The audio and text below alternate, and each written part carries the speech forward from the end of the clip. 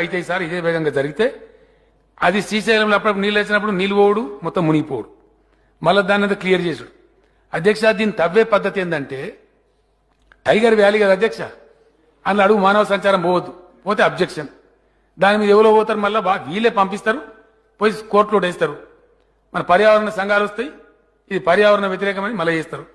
ఒక షాఫ్ట్ పెట్టుకొని కనీసం గాలి వచ్చేటట్టు చేసుకుందాం, టన్నల్లోకి వెళ్తురు వచ్చేటట్టు చేసుకుందామంటే కూడా వీళ్ళు లేకుండా పెట్టిండ్రు. ఇక్కడి నుంచి గాలి పంపు చేస్తూ ఉంటారు అధ్యక్ష, ఈ ఎండ్కు ఈ ఎండ్ నుంచి గాలి పంపు చేస్తూ ఉంటారు. ఆ గాలి పీల్చుకుంటూ ఆ టీబీఎం డ్రైవర్లు టన్నల్ తవ్వాలి అధ్యక్ష. ఇట్టెక్కడన్నా పెడతారా అధ్యక్ష? నీళ్ళు ఇచ్చే విధానమేనా? ఎప్పటి నుంచి వింటున్నాం ఎస్ఎల్బీసీ? ఎన్నేళ్ళ కంప్లీట్ కావాలా? ఇది ఎవల పాపం? ఎందుకు తెలంగాణ ప్రజలు శిక్ష అనుభవించాలి? ఇది పరిస్థితి అధ్యక్ష. ఇది అధ్యక్ష ఇది జరిగేటప్పుడు ఏమైందంటే ఆ బోర్ చేసుకుంటూ వెనక లైనింగ్ చేసుకుంటూ పోద్ది అధ్యక్ష. కాబట్టి దాని లాగేద్దాం, కొత్త పద్ధతి పెడదాం, లాగలేమిగా.